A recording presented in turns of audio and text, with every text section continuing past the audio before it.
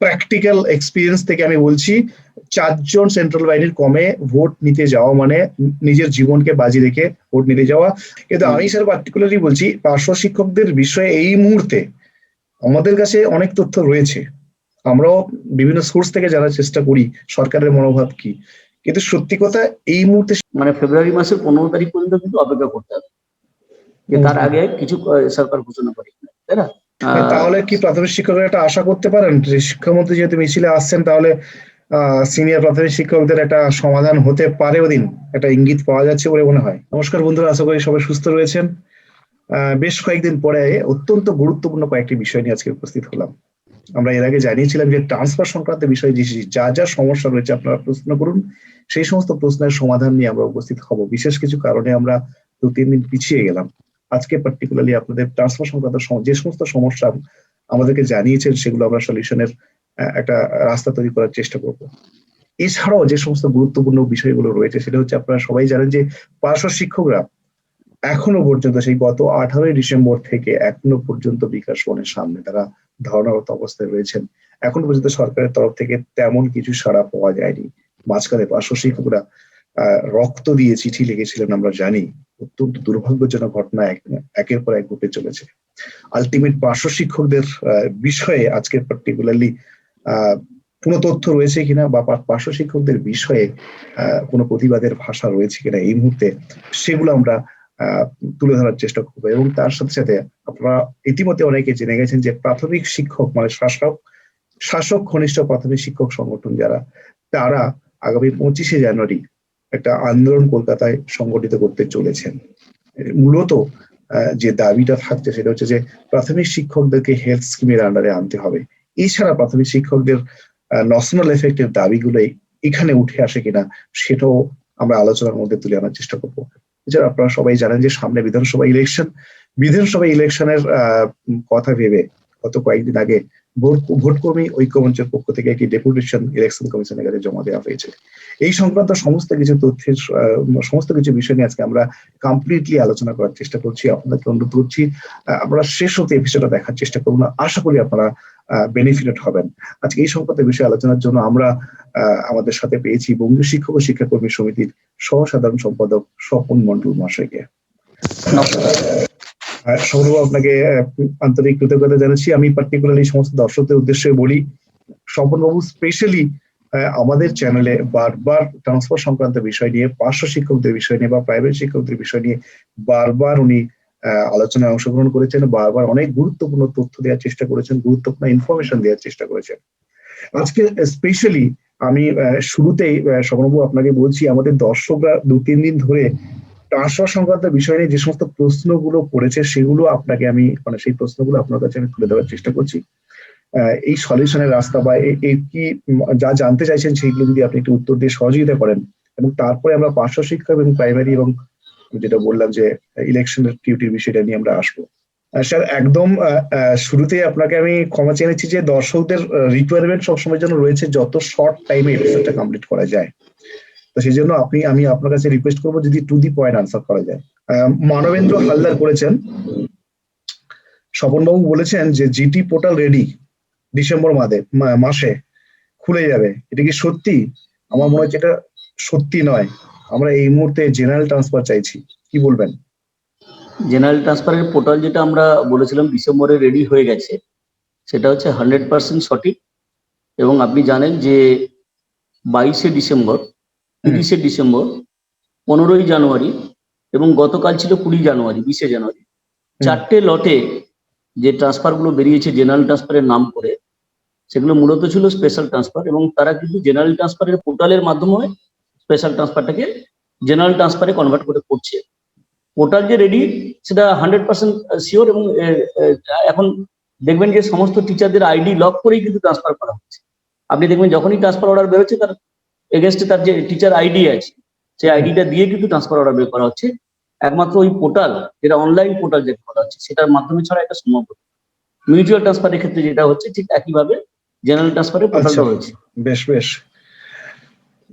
এবার স্যার একজন প্রশ্ন করেছেন, সৌরভ মাইতি, সেকেন্ডারি এডুকেশনের ক্ষেত্রে করেছেন, স্পেশাল ট্রান্সফার কি এনএসি লাগবে? এখন যারা জমা নিচ্ছে, এখন যেটা জমা নিচ্ছেন সেটা স্পেশাল না জেনারেল ট্রান্সফার?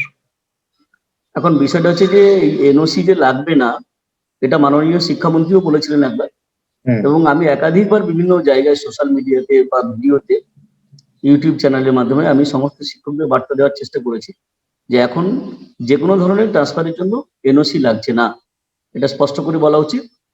আর আরেকটা প্রশ্ন যেটা বললেন যে ওই যে যেটা এটা এখন যেটা স্পেশাল জমা ট্রান্সফার, নিচ্ছে সেটা স্পেশাল না জেনারেল ট্রান্সফার? এখন দরখাস্ততে মানে সাবজেক্টে লেখা হচ্ছে স্পেশাল গ্রাউন্ডে লেখা হচ্ছে ট্রান্সফার অন স্পেশাল গ্রাউন্ড, হুম কিন্তু ঘটনাক্রমে ওটাই জেনারেল ট্রান্সফার হিসেবেই ওরা ঠিক করছে বর্তমানে আমি যা দেখতে পাচ্ছি। বেশ বেশ। তাহলে সেক্ষেত্রে যদি এটা এমডি যেটা বলছেন, তাহলে তো মেডিকেল ডকুমেন্টস যেগুলো দিচ্ছে, ডিস্টেন্স সার্টিফিকেট, সেটা নয় ঠিক আছে, মেডিকেল ডকুমেন্টস যেগুলো দিচ্ছে সেগুলো তো বোধহয় ভ্যালিড নয়, মানে দেওয়ার খুব প্রয়োজন নেই। না থাকবে, প্রায়োরিটি পাওয়ার ক্ষেত্রে এটা থাকবে দরকার। আচ্ছা মানে বেশ। ধরুন আমি 10,000 দরখাস্ত করেছি, হুম সবগুলো কি ডিসপোজ করতে পারবে কি পারবে না সেটা আমি বলতে পারবো না, আজকে আবার দরখাস্ত নিচ্ছে, আগামীকাল নেবে, তাহলে আরো হয়তো কয়েক হাজার পড়বে, তাহলে এই সবকে একসঙ্গে ট্রান্সফার করতে পারবে কিনা জানি না, কিন্তু আহ, এর প্রায়োরিটি যদি বিচার করার ক্ষেত্রে হয় তখন ডিস্টেন্স সার্টিফিকেট তো অবশ্যই কাজে লাগবে, মেডিকেল গ্রাউন্ডটা তো অবশ্যই কাজে। আচ্ছা বেশ। সুকান্ত মন্ডল জানতে চেয়েছেন গ্রুপ সি ক্লার্কদের অনলাইন মিউচুয়াল ট্রান্সফার কবে হবে, যদি একটু বলেন। আমি তারিখ তো আমি নিজে বলতে পারবো না, তারিখটা সরকারই বলতে পারে একমাত্র, কারণ তাদের হাতে ক্ষমতাটা আছে। হুম কিন্তু আমরা যখন একাধিকবার কমিশনারের কাছে বা মন্ত্রীর দপ্তরে যখন আমরা ডেপুটেশন দিতে গিয়েছিলাম, হুম তারা আমাদেরকে আশ্বস্ত করেছিলেন যে টিচারদের যেমন নন মানে মিউচুয়াল ট্রান্সফার পোর্টাল অনলাইনে খুলে দেওয়া হয়েছে, নন হুম। টিচিংদের ক্ষেত্রেও গ্রুপ সি মানে ওনারা যেটা বলতে চাইছে ক্লার্ক, তাই না? ক্লার্ক, হ্যাঁ আমরা হ্যাঁ। শুধু ক্লার্কের কথা বলছি না, যত নন টিচিং যত ধরনের আছে ইনক্লুডিং লাইব্রেরিয়ান, তাদের হুম। জন্য খুলে দেবে, কিন্তু সেই এক্সাক্ট ডেটটা কিন্তু আমি বলতে পারবো না। এবার এটা ভোটের আগে। এইটা কনফিউশনটা স্যার তৈরি হচ্ছে সেই অক্টোবর নভেম্বর মাস থেকে। আপনি বলে আসছেন যে কমিশনের সাথে কথা হয়েছে, আজকে হুম জানুয়ারি মাসে এখনো পর্যন্ত কিন্তু সেই জায়গাটা অ্যাচিভ করছে না, সেই কারণে হয়তো কনফিউশন তৈরি হচ্ছে। টিচারদের পোর্টালে কিছু গন্ডগোল হচ্ছে, সেগুলো পুরোপুরি কমপ্লিটলি কিওর না করা পর্যন্ত খুলবে বলে আমার মনে হচ্ছে না। বেশ স্যার। আরেকজন ভদ্রলোক জানতে চেয়েছেন মিউচুয়ালের ফোর্থ ফেজের রেকমেন্ডেশন কবে হতে পারে? এটা ফেব্রুয়ারি মাসের 15 তারিখের আগে বেরিয়ে যাবে আশা করছি। চিরঞ্জিত রয়ের প্রশ্ন রয়েছে, স্যার আমাদের 9 এবং 10 এর ম্যাথে মানে গ্রাজুয়েশন লেভেলে হবে কি এই মাসে, সেটা একটু জেনে বলবেন। টেনশনে আছি, মিউচুয়াল নিতে পারছি না সাবজেক্ট প্রবলেমের জন্য। এইটা নিয়ে গতকাল মন্ত্রীর দপ্তরে আমার কথা হয়েছে ফোনে আর কি। হুম হুম হুম।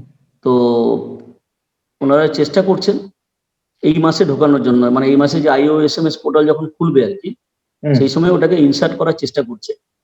তো আমি এই প্রসঙ্গে বলে রাখি, এই যে যেহেতু নির্বাচন আসছে না, হুম। আধিকারিকদের মধ্যে একটা অংশ কিন্তু মানে কাজে কিন্তু অনীহা দেখাচ্ছে, বেশ। কি কারণে আমি জানি না, সেটা একটা পেছনে তার অন্য কোনো রহস্য থাকতে পারে, কিন্তু তাদের মধ্যে একটা বড় অংশ কিন্তু দেখি যে মানে এটা স্মুথলি চলুক বা সবগুলো ওপেন হয়ে যাক, একটা অংশ কিন্তু মানে ঘুরিয়ে মানে বললে যে সেটা যদি বলেন তাহলে তো ইনডাইরেক্টলি, মানে ইন অ্যান ইনডাইরেক্ট ওয়েতে আপনি বোঝাতে চাইছেন যে সরকারি আধিকারিকরা সরকারি বিরোধিতা করছেন। এটা বিরোধিতা বলবো না, মানে অসহযোগিতা বলা যায়, হ্যাঁ? এটা মানে আচ্ছা একটা অংশ, বেশ আমি বলছি সবাই নয়, একটা অংশ, হ্যাঁ? বেশ বেশ। অরিন্দম পালের একটা প্রশ্ন রয়েছে, এখানে বলছেন যে তো এই প্রসঙ্গে আরেকটা কথা বলে দিই, শুনুন এই প্রসঙ্গে হ্যাঁ হ্যাঁ আসছে। হ্যাঁ। অনেকের প্রশ্ন আছে যে হুম এই যে সেকশন প্রবলেম, যেটা হায়ার সেকেন্ডারি থেকে নর্মাল, হুম নর্মাল থেকে হায়ার সেকেন্ডারি একই হুম স্কেল যদি এনজয় করে, হুম তাদের অনলাইন মিউচুয়াল ট্রান্সফার হবে কিনা এটা নিয়ে প্রশ্ন। এটা নিয়ে আপনি জানেন যে একাধিকবার আমরা কমিশনের কাছে ডেপুটেশন দিয়েছি, এবং কমিশনার সাহেব জানিয়েছেন আমাদের যে ডিপার্টমেন্টের অফিসার যারা, ওরা তো ডাইরেক্টরেট, হুম কমিশনার মানে হচ্ছে ডাইরেক্টরেট, হুম। আর ডিপার্টমেন্ট একটা আলাদা, স্কুল এডুকেশন ডিপার্টমেন্ট, তাদের অফিসারদের সঙ্গে একসঙ্গে বসে এটা নিয়ে আলোচনা করবেন। একটা ইতিবাচক ইঙ্গিত পাওয়া গেছে, দেখি এটা সমাধান কত তাড়াতাড়ি হয়, এটা আমরা দেখছি, চেষ্টা করছি, হ্যাঁ? ঠিক ঠিক আছে ঠিক আছে। সম্ভাবনা তৈরি হয়েছে কিন্তু। আচ্ছা, অরিন্দম পাল প্রশ্ন করেছেন, আহ ওনার মিউচুয়াল ট্রান্সফার যে অর্ডার, সেই অর্ডারে অনার্স পিজি লেখা রয়েছে, পাস ক্যান্ডিডেট উনি, সে কারণে উনি নতুন স্কুলে অর্ডার পাওয়ার পরেও জয়েন করেনি, কারণ উনি ভয় ভয় পাচ্ছেন যে ডিআই অ্যাপ্রুভেল নাও দিতে পারেন। সেক্ষেত্রে উনি অ্যাপ্লাই করেছেন সিএসসি তে কারেকশনের জন্য। এটা কি কারেকশন হতে পারে, কি বলছেন? উনার আশঙ্কাটা সঠিক, কারণ উনি যে IOSMS পোর্টাল যেটা আছে সেই পোর্টালে উনার কিন্তু কোয়ালিফিকেশনটা ভুল রেখেছেন। উনি দেখবেন গ্রাজুয়েট, অথচ সেখানে কিন্তু অনার্স পিজি লেখা ছিল। তার মানে কি এই ভুলটা স্কুলের পক্ষ থেকেই করা হয়েছে, আচ্ছা। তাই না? অনার্স পিজি দেখিয়ে উনি ট্রান্সফার নিয়েছেন, এবার অ্যাপ্রুভেল আছে গ্রাজুয়েট, পাস আচ্ছা। গ্রাজুয়েট। হুম। তাহলে তো পরে অন্য স্কুলে গেলে তো অসুবিধা হতেই পারে, ডিআই তো আটকাতে পারে যে আপনার অ্যাপ্রুভেল আছে গ্রাজুয়েট, আপনি অনার্স পিজি দেখালেন কি করে IOSMS পোর্টালে? এটা তার মানে বেশ, এটা শুনুন, এই জায়গাতে আমি বলে দিই, হুম পশ্চিমবাংলার প্রধান শিক্ষকদের, আমি এমনিতে প্রধান শিক্ষকদের খুব রেসপেক্ট করি আর কি। হুম হুম তো কিন্তু ইদানিং দেখা যাচ্ছে, বিশেষ হুম করে একটা মঞ্চ তৈরি করেছে যারা, হুম তাদের একটা বড় অংশ, সিংহভাগ, আমি জানি না তারা রাজনৈতিকভাবে মোটিভেটেড কিনা, তারা কিন্তু শিক্ষকরা ট্রান্সফারটা পাক, মিউচুয়াল ট্রান্সফার, যেটাতে কোনো ক্ষতি নেই, হুম সেটাও কিন্তু তারা চাইছেন।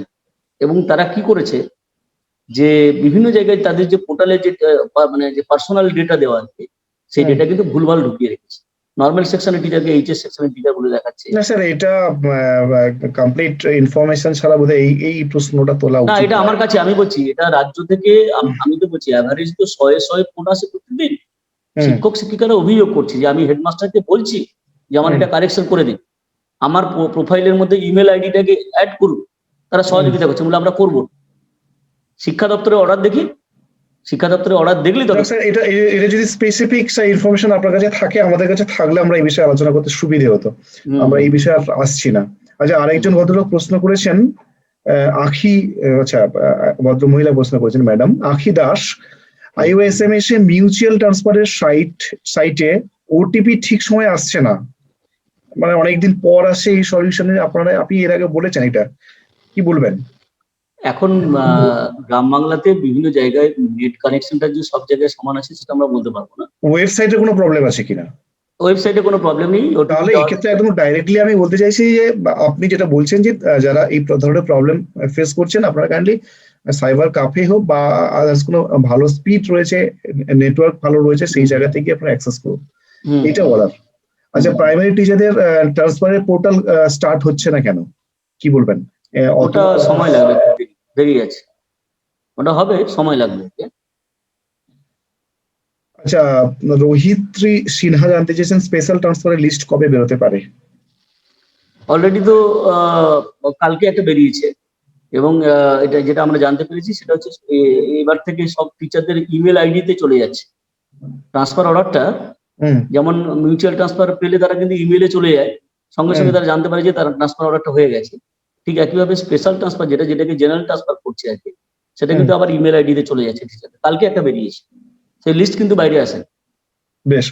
আচ্ছা, এরপরে স্যার জানতে চেয়েছেন স্নিগ্ধা সাহা, সাউথ চব্বিশ পরগনা থেকে, কলকাতা প্রাইমারি ডিস্ট্রিক্ট ট্রান্সফারের লিস্ট নিয়ে কিছু বলবেন প্লিজ।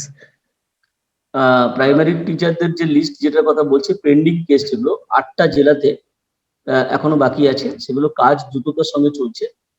এবার কতটুকু পোর্শন ছাড়বে হুম সেটা কিন্তু সরকারের উপর নির্ভর করে। এখানে আমরাও কিন্তু বারবার করে মানে আধিকারিকদের দরবার করেছি। যদিও আমি প্রাইমারি টিচার নই, তো আমাদের প্রাইমারি টিচারের নেতা যারা আছে তাদের অনুরোধে, এবং রাজ্যের প্রাথমিক শিক্ষক যারা আছে তাদের অনুরোধে, কিন্তু মাঝে মাঝে মাঝে ওখানে গিয়ে বলি ওদেরকে। তো বেশ ওরা বেশ স্যার, চেষ্টা বেশ করছে কতটা বের করবে। বেশ। স্যার, বেশি সময় স্যার নেওয়া যাবে না, আর অনেকগুলো প্রশ্ন রয়েছে, যদি টু দি হুম পয়েন্ট বলা যায়। হুম হুম। বরুণ নস্কর জানতে চেয়েছেন, স্পেশাল ট্রান্সফারের ফর্ম জমা দিলেন, ডিস্টেন্স সার্টিফিকেট দেননি, উনি গুগল ম্যাপস এর স্ক্রিনশট দিয়েছেন, ওখানে ডিস্টেন্স সার্টিফিকেট দিয়েছেন, এক্ষেত্রে কিছু প্রবলেম আছে কিনা এটা জানতে চেয়েছেন। না, কোনো প্রবলেম নেই। আচ্ছা, শিপ্রা মন্ডল জানতে চেয়েছেন যে ট্রান্সফার নামের ভাওতাবাজি কি দূর হবে না? ডিপার্টমেন্টের ব্যবস্থাপনা দেখে বলছি, জিটি বা ডিটি নিয়ে অনেক আশায় ছিলাম, যারা দূরেই পড়ে আছি, এর কি কোনো সুরা হবে না? এই তো অনেক বিতর্কিত প্রশ্ন। হ্যাঁ, এই প্রশ্নের জবাবটা আমাদের সরকারের পক্ষ থেকে দেওয়া উচিত বলে আমার মনে হয়। ঠিক, সরকারের ব্যাপারে। অবশ্যই। আচ্ছা, আরেকজন জানতে চাইছেন স্কুলের হাই স্কুলের প্যারা টিচারদের ট্রান্সফারের বিষয়ে কিছু জানা আছে কিনা? না, এখনো পর্যন্ত সরকার এই পলিসি ঠিক করেনি বা সিদ্ধান্ত নেয়নি। পার্শ্ব শিক্ষকদের একটা দাবি আছে, এটা অনেক দিনের। হুম। এখনো পর্যন্ত সেই পলিসিটা ঠিক হয়। আচ্ছা, অভিজিৎ দাসের প্রশ্ন হচ্ছে স্পেশাল ট্রান্সফারের অর্ডার যারা অলরেডি পেয়ে আছেন, মানে মনে হচ্ছে ভ্যাকেন্সি পান এরকম কিছু একটা বলতে চেয়েছেন, হুম সেটা হুম তো হুম। আপনি কি বলবেন? আগামী ফেব্রুয়ারি মাসের 15 তারিখের মধ্যে হুম এটা ম্যাক্সিমামটাই ডিসপোজ অফ হয়ে যাবে বলে আশা করছি। মানে এটা অত্যন্ত গুরুত্বপূর্ণ খবর, মানে আগামী ফেব্রুয়ারি মাসের 15 তারিখের মধ্যেই যারা অলরেডি ট্রান্সফার পেয়ে আছেন, এখনো স্কুলে বা ভ্যাকেন্সি পাননি, তাদের সলিউশন হয়ে যেতে পারে, মানে ভ্যাকেন্সি ডিক্লেয়ার্ড হতে পারে বলছেন। ম্যাক্সিমামটাই। ও তাহলে এটা অত্যন্ত ভালো খবর হতে পারে। আচ্ছা, আরেকজন ভদ্রলোক প্রশ্ন করেছেন, তন্ময় সরকার। আমার পার্টনার আগে অফলাইনে একবার মিউচুয়াল নিয়েছেন, এখন আমি আবার তার পার্টনার রিকোয়েস্ট একসেপ্ট করে আন্ডার প্রসেসিং এ আছি, আমাদের কি মিউচুয়াল পেতে বা ডিআই অ্যাপ্লিকেবল পেতে কোনো অসুবিধা হবে? কোনো অসুবিধা হবে না, নিশ্চিতই। নিশ্চিতই পেতে পারেন। আচ্ছা, ঠিক হ্যাঁ, আছে, বেশ। নিশ্চিতই নিতে পারে। আচ্ছা, এরপরে আপনার অনেকে আশঙ্কা করছেন যে নির্বাচন ঘোষণা হয়ে গেলে এই ট্রান্সফার সংক্রান্ত বিষয়টি আটকে যাবে কিনা, এই বিষয়গুলো না, বাকি সবই কমন কোয়েশ্চেন রয়েছে, অনেক কোয়েশ্চেন রয়েছে, আমি নিচ্ছি না, পরের টপিকে যাব। এই বিষয়ে যদি আপনার স্যার এক্সক্লুসিভলি যদি কোনো প্রশ্ন যেগুলো সবাই ফেস করছে যদি 2 মিনিটের মধ্যে বলেন, তারপরে আমরা পরের বিষয়ে আমরা আসবো আর কি। আমি মূলত বলবো হচ্ছে মিউচুয়াল ট্রান্সফারের কথা। হুম মিউচুয়াল ট্রান্সফার নিয়ে অনেকের প্রশ্ন আছে। হুম সেটা হচ্ছে যে কিছু কিছু লোক বাজারে বিভ্রান্তি ছড়ানোর চেষ্টা করছে, বিশেষ করে যারা স্টাফ প্যাটার্নের বিরুদ্ধে লড়াই করছিল এবং স্টাফ প্যাটার্নের বিরুদ্ধে লড়াই করে তারা ট্রান্সফারটাকে 1 বছর আটকে দিয়েছে, ট্রান্সফার প্রসেসটাকে। তারা বাজারে বিভিন্ন ধরনের বিভ্রান্তিমূলক কথা ছড়াচ্ছে, আপনারা বিভ্রান্ত হবেন না। 3-4টে কথা আমি পরিষ্কার করে বলি। ট্রান্সফারের ক্ষেত্রে কোনো এনওসি লাগবে না।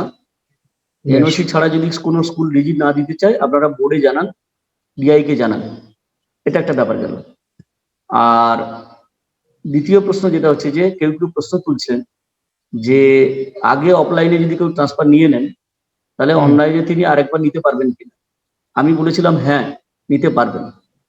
এটা নিয়ে কেউ প্রশ্ন তুলেছিল, বললো সেরকম অর্ডার কোথায়। তাহলে আমি প্রশ্ন তুলছি যে এই যে মিউচুয়াল ট্রান্সফারটা অনলাইনে চালু হলো, এর জন্য তো কোনো গভর্নমেন্ট অর্ডার বের করেনি এখনো। কারোর হাতে কি আছে গভর্নমেন্টের অর্ডার যে গভর্নমেন্ট ডিক্লেয়ার করলো বা ঘোষণা করলো সরকারি ভাবে? তবুও স্যার এটা যারা প্রশ্ন করছেন তাদের তো কোশ্চেনটা থাকা স্বাভাবিক, আপনারা বারবার ডেপুটেশন দিচ্ছেন, এটা একটা অর্ডার তো প্রকাশ করা খুব প্রয়োজন। আমরা গাইডলাইন প্রকাশ করার জন্য একটা 21 দফা বা 22 দফা প্রশ্ন এবং তার উত্তর, সেটা আমরা কমিশনারের কাছে জমা দিয়ে এসেছি। আমরা বলেছি যে যদি সম্ভব হয় আপনারা এইটাকে বেস করে, এই কোশ্চেন গুলো বেস করে আপনারা উত্তরটা দিন, তাহলে কিন্তু কোনো অসুবিধা হওয়ার কথা নয়, যদি ওটা বের করে দেয় আর কি। বেশ স্যার, পরবর্তী আমি আরেকবার আশ্বস্ত করছি, এইটা নিয়ে বিভ্রান্তি ছড়িয়েছে এবং কয়েক হাজার শিক্ষক শিক্ষিকা এখনো পর্যন্ত ওয়েট করছেন। যারা দেখবেন এটা, তাদেরকে যদি আরো এই মেসেজটা পাঠিয়ে দেওয়া যায় আরো ভালো হয়। সেটা হচ্ছে যারা অলরেডি অফলাইনে একবার ট্রান্সফার নিয়ে নিয়েছে, তারা অনলাইন মিউচুয়াল পোর্টালে গিয়ে আরেকবার ট্রান্সফার নিতে পারেন, কোনো আইনি বাধা নেই, কোনো জটিলতা নেই, নির্দ্বিধায় নেই। এটা একান্ত স্বপন বাবু সংগঠনের বক্তব্য, স্বপন বাবুর বক্তব্য, এবং এই সংক্রান্ত বিষয়ে কমিশন কোনো নোটিফিকেশন দিয়েছে কিনা দেয়নি। এবং আমি বিকাশ ভবনের আধিকারিকদের সঙ্গে কথা বলেই এটা বলছি, জানাচ্ছি। বেশ বেশ, ঠিক আছে স্যার। পরবর্তী স্যার যে বিষয়টা নিয়ে আমরা আলোচনা করার জন্য বলেছিলাম, সেটা হচ্ছে যে আগামী 25শে জানুয়ারি আপনি ইতিমধ্যে জেনে গেছেন যে শাসক ঘনিষ্ঠ প্রাথমিক শিক্ষক সংগঠন যেটা রয়েছে, তারা সমস্ত রামলীলা ময়দান থেকে রানী রাসমণি অব্দি একটা মিছিল তারা করবেন। সেক্ষেত্রে তাদের কি দাবি রয়েছে, বা এই মিছিলে যারা সিনিয়র প্রাথমিক শিক্ষকরা বারবার বলছেন ডিপ্রাইভড হয়েছেন, তাদের ন্যাশনাল এফেক্ট, ফিডব্যাক ফ্যাক্টর কিছুই পাননি, 10 বছর 15 বছর চাকরি করার পরেও জুনিয়রদের সমান স্কেল হয়ে গেছে, এই বিষয়গুলো কতটা আশার আলো জাগাতে পারে মনে হয় ওই দিন?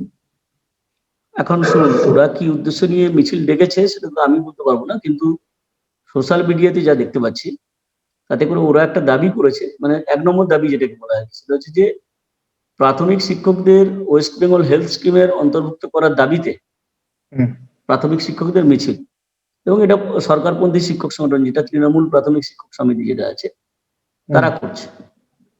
তো আমার প্রশ্ন হচ্ছে যেটা যে 1 বছর আগে শিক্ষা দপ্তর থেকে নবান্নে যে প্রস্তাবটা গেল যে সিনিয়র প্রাথমিক শিক্ষকদের যে আর্থিক বঞ্চনাটাকে মোচন করার জন্য বা সেটাকে দূরীভূত করার জন্য যে প্রস্তাবটা গেল, সেই প্রস্তাবটা এখনো পর্যন্ত ঠান্ডা ঘরে পড়ে আছে। সেটা নিয়ে সরকার কিন্তু এখনো উচ্চবাচ্য করছে না। আর আর আর মাত্র 15-20 দিন গেলেই কিন্তু 1 বছর পূর্ণ হবে, মানে সেই ফাইল পাঠানোর 1 বছর পূর্ণ হবে, তাই না? আচ্ছা। তো আমার প্রশ্ন হচ্ছে এই যে প্রাথমিক শিক্ষক সংগঠন যেটা সরকারপন্থী যেটা বলছেন তাদের নেতাদের কাছে, যে আপনারা যদি প্রাথমিক শিক্ষকদের ভালো চান বা চাইতেন, তাহলে আপনাদের তো 1 নম্বর দাবিটা এটা হওয়া উচিত ছিল। সরকার কি মানবে কি মানবে না সেটা সরকারের হাতে ছেড়ে দিন। আপনাদের দাবিটা তো 1 নম্বর হওয়া উচিত ছিল, যে যে বেতন বৈষম্য বা মানে বঞ্চনাটা যেটা আছে। বলছেন যে একদমই দাবিটাকে রাখা হয়নি বা গৌণ করে দেখা হয়েছে। আমি দেখিনি, মানে ওরা সোশ্যাল মিডিয়াতে যেগুলো প্রচার করছে তাতে করে ওই 1 নম্বরে ওই দাবিটা আছে বা শেষের দিকে কোথাও আছে বলে আমি দেখিনি, কিন্তু মানে আমার চোখে পড়েনি। আপাতত সিনিয়র প্রাইভেট টিচার্সরা কিছু কি আশা করতে পারেন? হেলথ স্কিমের কথা যেটা বলছেন সেটা তো এন্টায়ার যারা টিচার্স, টিচিং কমিউনিটিকে দিতে হ্যাঁ, হবে আর কি, হ্যাঁ? তারা তো এবার শুনুন, বেনিফিট আমি একটা কথা বলি, হেলথ স্কিমের আন্ডারে নিয়ে এলে যে খুব একটা লাভবান আমরা হব সেটা নয়। কারণ এই যে টাকা আমরা মেডিকেল অ্যালাউন্স পাই, ওই টাকা দিয়ে আমরা যদি এমনি ন্যাশনাল ইন্স্যুরেন্সের হেলথ স্কিমেও যাই, যেটা ইন্স্যুরেন্স যাকে বলা, মেডিক্লেম যাকে বলা হয়, তাতে করেও এই একই ধরনের বেনিফিট পাবো। তো স্বাভাবিকভাবে ওয়েস্ট বেঙ্গল হেলথ স্কিমের অনেকে দাবি করছেন দেখলাম, তাতে করে যে খুব একটা লাভবান হবে সেটা নয়। কিন্তু প্রশ্নটা হচ্ছে যে আর্থিক বঞ্চনা যেটা আছে সেটাকে যদি দূরীভূত না করতে পারে, সেটাকে যদি না সরাতে পারে, তাহলে কিন্তু আর এই মিছিল করে লাভটাও কি। আর সেখানে আমি শুনলাম ওরা দাবিও করেছে, দেখলাম যে মাননীয় শিক্ষামন্ত্রীও নাকি হাঁটবেন মিছিলে। তা শিক্ষামন্ত্রী যখন মিছিলে হাঁটবেন প্রাথমিক শিক্ষকদের সামনে থেকে, তাহলে তিনি বড় ভয় দেবেন প্রাথমিক শিক্ষকদের। তাহলে কি প্রাথমিক শিক্ষকরা একটা আশা করতে পারেন যে শিক্ষামন্ত্রী যেহেতু মিছিলে আসছেন, তাহলে সিনিয়র প্রাথমিক শিক্ষকদের একটা সমাধান হতে পারে ওদিন, একটা ইঙ্গিত পাওয়া যাচ্ছে বলে মনে হয়? এখন আমি কিন্তু সত্যি কথা বলতে এই পরিস্থিতিতে দাঁড়িয়ে না এই ব্যাপারটা আমি আর কিছু বলতে চাইছি না, এই কারণে যে এদেরকে বিশ্বাস করা যায় না। স্বাভাবিক, গত বছর যারা যারা হ্যাঁ যারা যারা প্রস্তাব 1 বছর আগে পাঠিয়ে এখনো পর্যন্ত সিদ্ধান্ত নিতে পারলো না, তো তাদের ব্যাপারে ভবিষ্যৎবাণী করাটা এটা একটু বোকামি হয়ে যাবে বলে। তো যে সমস্ত প্রাথমিক শিক্ষকরা আমাদের কাছে বারবার জানতে চাইছিলেন, দেখুন এর আগে আমাদের স্বপনবাবু আমাদের কাছে একটা এক্সক্লুসিভ ইন্টারভিউ দিয়েছিলেন, সম্ভবত গত বছর নভেম্বর ডিসেম্বর মাস নাগাদ, এক্স্যাক্টলি আমার খেয়াল নেই, ওই সময় নাগাদ। এবং উনি বলেছিলেন যে একটা নির্দিষ্ট সময়ের মধ্যে প্রাথমিক শিক্ষকদের ন্যাশনাল এফেক্টের বিষয়টা কার্যকরী হবে বা একটা ভালো কিছু খবর আসতে পারে। তারপরে কিন্তু অনেক রকম খবর আমরা দেওয়ার চেষ্টা করেছি, কোনোটাই কিন্তু বাস্তবায়িত হয়নি। দেখুন, সরকারের যদি সদিচ্ছা না থাকে তাহলে কিন্তু এক্স্যাক্টলি আমরা যে তথ্যগুলো পাচ্ছি সেগুলো যে একদম ভ্যালিডেট হবে সেরকম ব্যাপারটা বলা যায় না। না, এই জিনিসটা আপনি দেখুন না, যে প্রস্তাবটা প্রাথমিক শিক্ষকদের আর্থিক প্রস্তাবটা গেছে, এটা কিন্তু 1 বছর পড়ে আছে। এবার আপনি 10টা যদি এপিসোড করেন বা আলোচনা করেন, তাহলে তো কিছু হবে না। মানে এক্স্যাক্টলি সেটাই বলছি, আপনার সাথে সম্ভবত নভেম্বর ডিসেম্বর মাস নাগাদ একটা আলোচনা হয়েছিল, আপনি সম্ভবত বলেছিলেন মার্চ এপ্রিল নাগাদ এই সমস্যাটার সমাধান হয়ে যাবে, একটা ব্যাপার বোধহয় বলেছিলেন, এক্স্যাক্টলি খেয়াল আসছে না। এক্সক্লুসিভলি আমরা একটা এপিসোড করেছিলাম প্রাইমারি শিক্ষকদের এই ন্যাশনাল এফেক্ট সংক্রান্ত বিষয়ে। সে কারণেই আর অনেক প্রাথমিক শিক্ষকদের বারবার জিজ্ঞাসা ছিল যে আপনি একবারও ন্যাশনাল এফেক্ট নিয়ে একটাও এপিসোড করছেন না।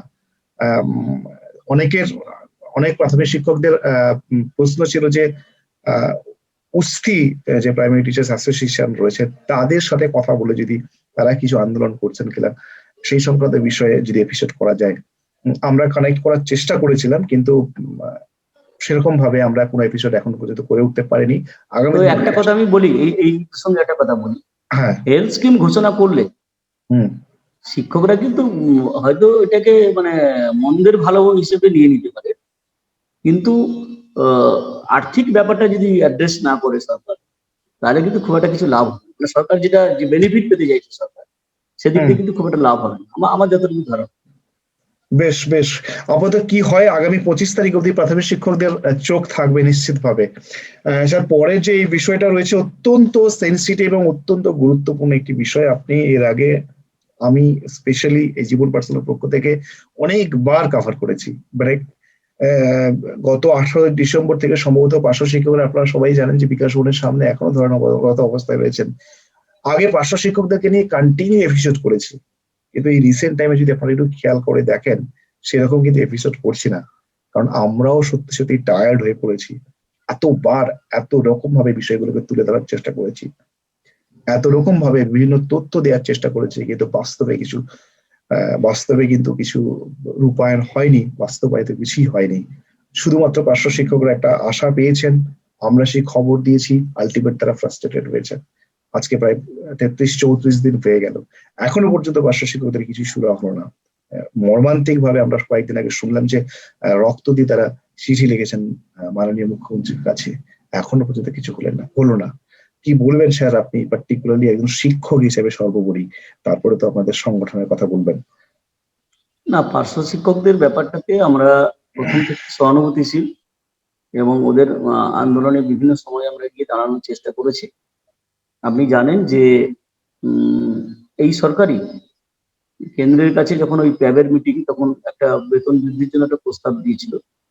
কিন্তু আমার প্রশ্ন হচ্ছে যে ঠিক আছে, কেন্দ্র মানে, কিন্তু রাজ্য তো নিজেরা ঘোষণা করতে পারে, করে তো কেন্দ্রকে জামা ঘষে দিতে পারে, দেখো তোমরা না বললে কিন্তু আমরা দিচ্ছি, আমরা রাজ্য সরকার তাদের পাশে আছি। কিন্তু সেটা এখনো পর্যন্ত করেনি। তবে আমি শুনছি যে পুজোর পরে পরে নবান্নের তরফ থেকে একটা বিকাশ ভবনকে বলা হয়েছিল যে এসএসকে এমএসকে যারা কর্মী আছে, তারপরে হচ্ছে ওই সমগ্র শিক্ষার যারা কর্মী আছেন এবং পার্শ্ব শিক্ষক যারা আছেন, সর্বমোট কত কর্মী আছে তাদের হিসেবটা চেয়ে পাঠিয়েছিল। এবং বিকাশ ভবন যা চাইছে, মানে যেটা বেতন বৃদ্ধি বলুন বা অন্য কোনো আর্থিক সুযোগ সুবিধে, সেটা দিতে গেলে কত টাকা খরচা হতে পারে তার একটা টেন্টেটিভ হিসেব কিন্তু চেয়ে পাঠিয়েছে। সেটা আমি নভেম্বর মাসের গোড়ার দিকের কথা বলছি, ঠিক আছে? এবং যথারীতি সেই সময় ফাইলটা চলে গেছে নবান্ন। কিন্তু আমি একটা কথা বলি, এই সরকারের যে অনিচ্ছার জগদ্দল পাথর, যে অবজ্ঞার জগদ্দল পাথর, সেই পাথরকে কিন্তু সরানো যাচ্ছে না। এখন এইটা সেই বরফটা কতটা গলে তার জন্য আমাদের আর 2 সপ্তাহ অপেক্ষা করতে হবে। মানে ফেব্রুয়ারি মাসের 15 তারিখ পর্যন্ত কিন্তু অপেক্ষা করতে হবে, যে তার আগে কিছু সরকার ঘোষণা করে, তাই না? এক্স্যাক্টলি। আর তাছাড়া পার্শ্ব শিক্ষকরা এই মুহূর্তে যে চরম জায়গায় রয়েছেন, এই মুহূর্তে আন্দোলন প্রত্যাহার করাও কোনোভাবেই সম্ভব না, তাহলে হার স্বীকার করে নেওয়া। এক্স্যাক্টলি।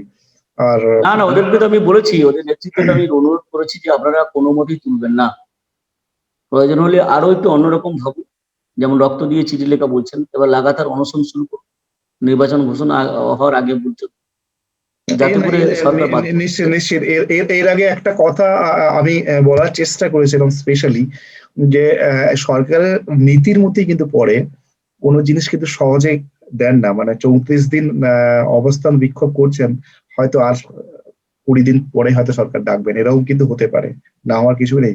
কিন্তু আমি সত্যি কথা বলতে কি, আজকের দিনে দাঁড়িয়ে এখনো সেই আস্থা বা বিশ্বাসের জায়গায় এক্স্যাক্টলি নেই।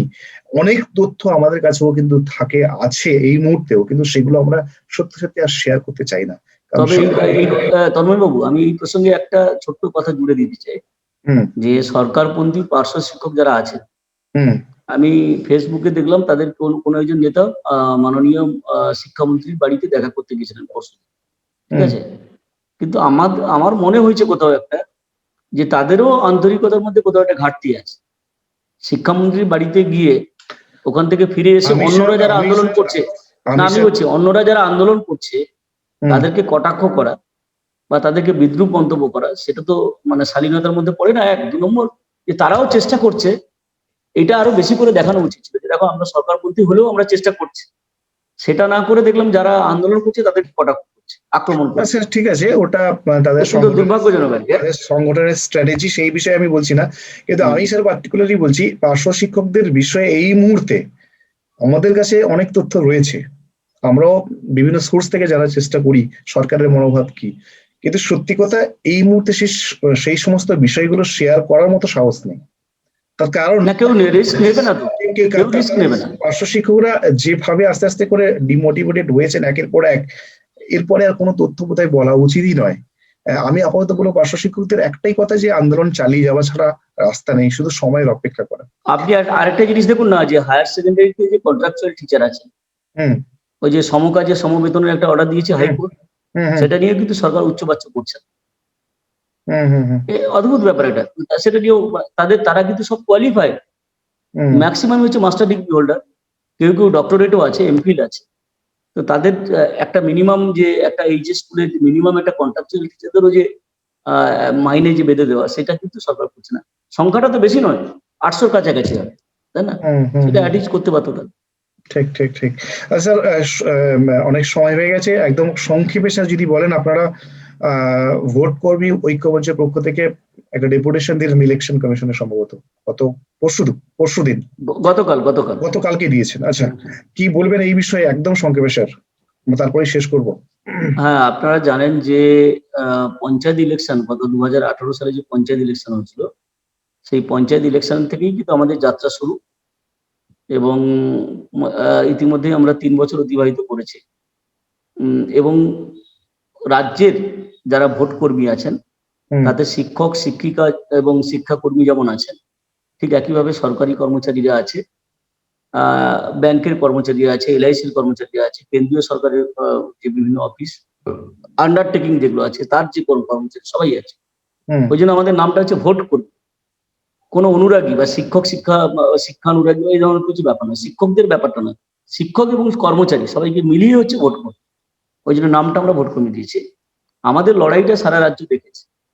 গত বছর আপনারা নিশ্চয়ই জানেন, কলকাতার রাজপথে একবারে একটা মন্ত্রীর বাড়িতে, একটা বাড়ির সামনেই আমরা কিন্তু ব্যারিকেড করেছিলাম, চেতলাতে। না স্যার, আমি বলছি স্পেসিফিক যদি আপনি একদম করেন আপনাদের ডেপুটেশনটা। আমাদের যাত্রাটা গতকাল থেকে শুরু করে দিলাম আমরা। এই যে 2021-এর যে বিধানসভা নির্বাচন অত্যন্ত সংবেদনশীল হতে যাচ্ছে, আপনি জানেন যে যুযুদান যে গোষ্ঠী যারা আছে তারা তাদের মতো করে লড়াই করুক, কিন্তু আমাদের মূল মাথা ব্যথা হচ্ছে ভোট কর্মীদের নিরাপত্তা, যেটা তাই না, তাদেরকে নিরাপদে বাড়িতে ফিরিয়ে নিয়ে আসে এবং তারা মেরুদণ্ডটা সোজা রেখে যাতে ভোটটা করতে পারে, সেই আহ্বানটা আমরা জানিয়েছি। এবং আপনি জানেন যে ফুল বেঞ্চ কালকে এসছে নির্বাচন কমিশন, কালকে বিকেলে এসছে। আমরা চিঠিতে পরিষ্কার করে উল্লেখ করেছি, আজকে যে সমস্ত রাজনৈতিক দলকে নিয়ে মিটিং করবে নির্বাচন কমিশনের ফুল বেঞ্চ, রাজ্য নির্বাচন কমিশন সহ আর কি, সেখানে যাতে আমাদের চিঠিটাকে নিয়ে উত্থাপন করা হয় এবং আমরা যে যে ডিমান্ড গুলো করেছি ভোট কর্মীরা, সেটা যাতে কেন্দ্রীয় নির্বাচন কমিশনের কাছে উত্থাপিত হয়, সেইটা কালকে আমরা কিন্তু গ্যারান্টি করেছি। এবং তারা কথা দিয়েছে আমাদের যে আপনাদের এই চিঠিটাই আমরা প্লেস করব সেন্ট্রাল যে নির্বাচন কমিশনের ফুল বেঞ্চ আছে তাদের সামনে। কারণ এই রাজ্যের সরকারি কর্মচারী, এই শিক্ষকরা কি ভাবছেন ভোট নিয়ে, তারা কতটা নিরাপত্তাহীনতায় ভুগছেন, বা তারা কি প্রিকশনারি মেজার হিসেবে কি কি নিতে বলছেন, সেগুলো আমরা অবশ্যই নির্বাচন কমিশনের কেন্দ্রীয় পর্যবেক্ষক যারা এসেছেন তাদের কাছে আমরা রাখবো। এবং আজকে ঘটনাক্রমে আজকে তারা রাখবে বলেছে। মানে এটাই হচ্ছে গুরুত্ব। মানে কি দাবিটা করব, আমি 50টা লোককে নিয়ে রাস্তায় একটা ব্যানার নিয়ে নেমে গেলাম, এটা কিন্তু বড় আন্দোলন হতে পারে। আন্দোলনটা মস্তিষ্ক থেকে আসে, কিন্তু সেটা স্যার বাস্তবায়িত হলে সেটা নিয়ে আপনাদের সাথে আলাদা করে আলোচনা করা যেতে পারে। আপাতত আমি দর্শকদের জানিয়ে রাখি, আমরা বেশ কিছুদিন আগে একটা সার্ভে করেছিলাম অ্যাকচুয়ালি যারা ভোট কর্মীরা রয়েছেন তারা কি চাইছেন। ম্যাক্সিমাম ভোট কর্মীরা বা শিক্ষক শিক্ষিকা যারা বা সরকারি কর্মী যারা ভোট দিয়েছেন, তারা মিনিমাম 6 জন সেন্ট্রাল বাহিনী দাবি করছেন, এবং এটা প্রায় 70% উপরে বোধহয় মানুষ ভোট দিয়েছিলেন। যাই হোক, আপাতত আমরা যে আজকে বিষয়গুলো আলোচনা করলাম, আপনারা এই বিষয়গুলোতে কি ভাবছেন, আপনাদের মতামত। তবে এই জায়গাটাতে হয়তো আপনার সার্ভে রিপোর্টে এটা উঠে এসেছে, এবং আমি জানি যে আরো একটা দুটো মঞ্চ যেগুলো আছে তারা এই দাবিটা করছে, একটা বুথে 6 জন সেন্ট্রাল ফোর্স। তাহলে আপনি একটা জিনিস দেখুন, আমাদের রাজ্যে প্রায় 80,000 বুথ, তাহলে 80,000 × 6 848, 4,80,000 ফোর্স। আমি যদি তার 50% ধরি, একটা সেন্ট্রাল গভর্নমেন্টের কাছে এটা কি সম্ভব যে এই পরিমাণ ফোর্স? আমি 4,80,000 ছেড়ে দিয়ে 2,40,000 ধরলাম। 2 লক্ষ একটা রাজ্যের নির্বাচনের জন্য 2,40,000 সেন্ট্রাল ফোর্স দেওয়া কি সম্ভব? একদিনে তো আমি বলছি কি দাবিটা আমি করবো এমন, আমি কালকে দেখলাম একদিনে তো পুরো জেলা জুড়ে, মানে পুরো রাজ্য জুড়ে তো আমি সেটা জানি না, তার জন্য অন্য কাজে তো লাগে। ধরুন যেখানে আমি ইভিএম গুলো রাখছি সেটা পাহারা দেওয়ার জন্য কেন্দ্রীয় বাহিনী লাগে, রাস্তায় রুট মার্চ করার জন্য কেন্দ্রীয় বাহিনী লাগে, সিকিউরিটি মেজার হিসেবে কেন্দ্রীয় বাহিনী লাগে, শুধু তো বুথে নয়। তাহলে আপনারা কতজন দাবি করেছেন? মিনিমাম 2 জন করে, মিনিমাম, আর ম্যাক্সিমাম 4 জন করে সেন্ট্রাল বাহিনী যদি আপনি দাবি করে থাকেন স্যার, তাহলে আমি জীবন পাঠশালার পক্ষ থেকে শিক্ষক শিক্ষাকর্মীদের রিপ্রেজেন্টেটিভ হিসেবে স্ট্রংলি অপোজ করছি। মিনিমাম 4 জন সেন্ট্রাল বাহিনী ছাড়া যারা ভোট নিতে যান তারা অত্যন্ত নিরাপত্তাহীনতায় ভুগবেন। আমি একটা কথা বলি, নিরাপত্তাটা বুথে নয়, নিরাপত্তাটা হচ্ছে এলাকাতে। আমি বারবার করে বলছি, কিন্তু যারা ভোট নিতে যান, পার্টিকুলারলি প্র্যাকটিক্যাল এক্সপিরিয়েন্স থেকে আমি বলছি, 4 জন সেন্ট্রাল বাহিনীর কমে ভোট নিতে যাওয়া মানে নিজের জীবনকে বাজি রেখে ভোট নিতে যাওয়া। এই জায়গায় তন্ময়বাবু আমি একটা just সেন্ট্রাল বাহিনীর কথা বলেন স্যার, এটা আমি একদম আপনার সাথে একদম একমত নয়, আমি আপনাকে হ্যাঁ। যুক্তি দিয়ে বুঝিয়ে দিচ্ছি। হুম, আপনার বুথে 2জন সেন্ট্রাল ফোর্স দেওয়া হলো, ঠিক আছে? হুম। এবার আপনার বুথে যত ভোটার আছে, যে পাড়াটা আছে, সেই পাড়াতে 20 জন সেন্ট্রাল ফোর্সকে দিয়ে সকাল থেকে সারাদিন রুট মার্চ করানো হচ্ছে বা ঘোরানো হচ্ছে। এটা অনেক বেশি এফেক্টিভ হবে, আমরা এটাই সেটা চাইছি। সেটা হলে তো স্যার আপনি যে হিসেবটা দিলেন সেটা তো কয়েক গুণ বেড়ে যাবে আরো। না আমরা যা হিসেব দিয়েছি তার মধ্যেই কিন্তু বুথে একটি পার্টিকুলারলি প্রিজাইডিং অফিসার যিনি থাকেন তার যে প্রেসার থাকে, সেক্ষেত্রে একটা নির্দিষ্ট ফোর্স কিন্তু তাকে অনেকটা পাহারা দেয় এবং তার কাজটা কিন্তু সঠিক। একদিন আমি বলছি একদিন স্যার এই বিষয়ে আলাদা করে আলোচনা করা যেতে পারে আপনার সাথে, বা এটা নিয়ে একটা প্যানেল ডিসকাশন করা যেতে পারে। আপাতত সময় আমাদের কম রয়েছে। সমস্ত দর্শকদের উদ্দেশ্যে পার্টিকুলারলি বলবো, আপনারা এই আজকের এই বিষয়গুলোতে আপনারা কি ভাবছেন অবশ্যই নিচে কমেন্ট বক্সে কমেন্ট করে জানান, এবং অবশ্যই ভিডিওটাকে লাইক করুন, শেয়ার করুন এবং চ্যানেলটিকে সাবস্ক্রাইব করুন। সবাই সাথে থাকুন, ধন্যবাদ।